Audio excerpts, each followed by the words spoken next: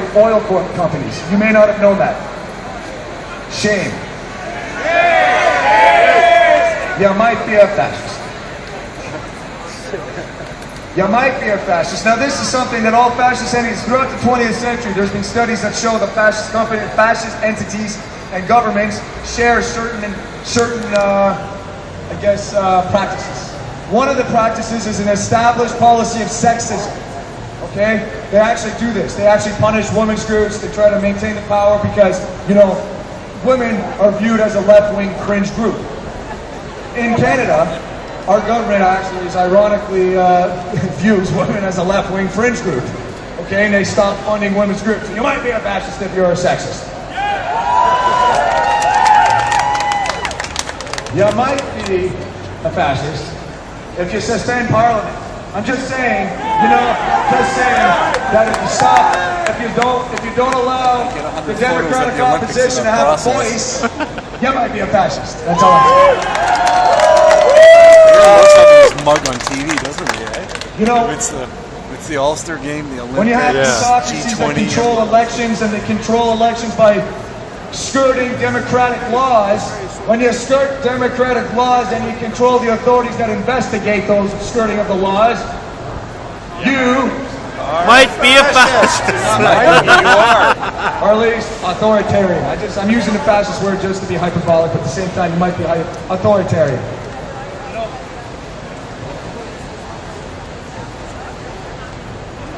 If you have an intent to suppress voter turnout because you do not believe in democracy, the fundamental nature of authoritarianism or neo-fascism is to suppress democracy because you want to control it. So, if you suppress voter turnout, you might be a fascist. By having contempt for Parliament, when Parliament says, hey, we want to see the budget for all these damn warplanes because you want to start wars. Your corporations are going to make a ton of money fighting wars. So let's just see how much taxpayers' money is going to go into funding this investment into war, But when they say, no, we're not going to show you the budget, you have contempt for Parliament. When you have contempt for Parliament, you therefore have contempt for democracy. If you have contempt for democracy, you might be a fascist. Another thing that's shared, there's nothing wrong with being a patriotic Canadian. Nothing wrong with being a patriotic Canadian. Right? Nothing wrong. What's wrong is when you're such a patriotic Canadian that you're a jingoist. Many people don't know the word jingoist. But a jingoist is a person who is an ultra-nationalist to the point that they are xenophobic and afraid of others. Okay? If you're if your government promotes policies of jingoistic nationalism, you might be a fascist and you may not know it.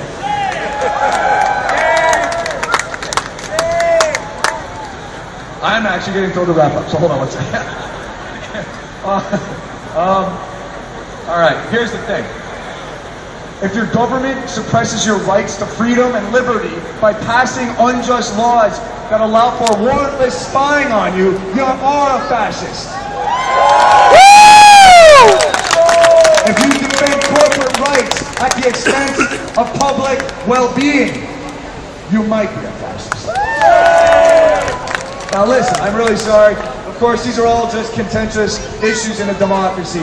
And I'm being hyperbolic by talking about this, but I'm just saying you might be a fascist. Anyway, now listen, our next speaker is Wayne Smith with Fair Vote Canada. Everybody knows that our election system is actually flawed. We need election reform. Election reform. Okay? Everybody's voice is to be heard. It is our election system. It is our election system that allowed for the voter suppression to happen. So Wayne Smith is going to talk to us from Fair Vote Canada. Thank you. It's a beautiful day for democracy in Canada. Thank you so much for coming.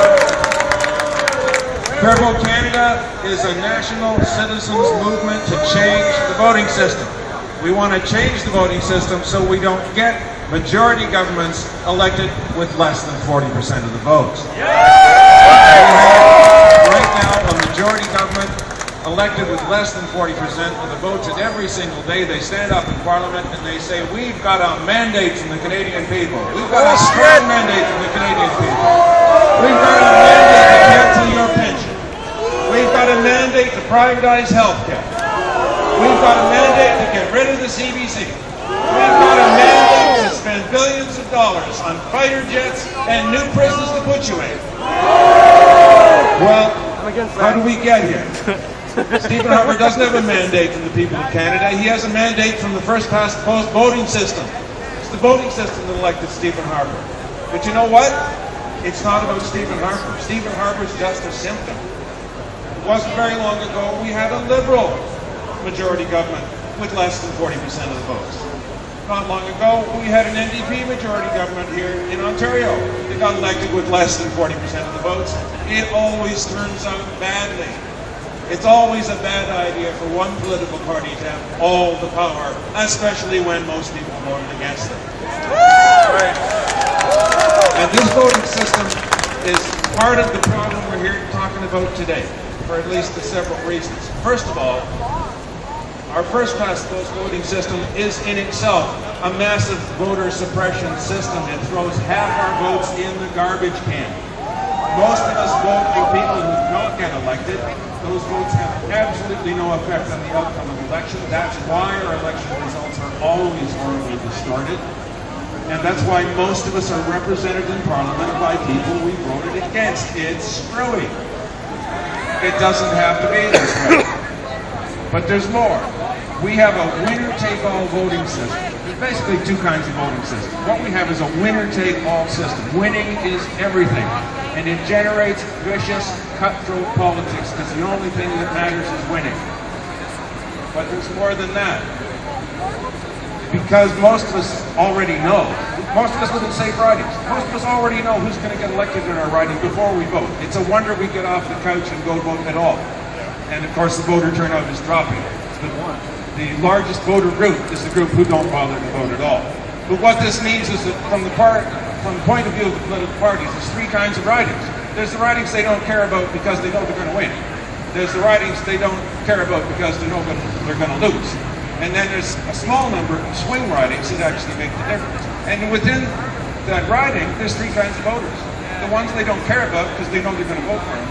The ones they don't care about because they know they're going to vote against them.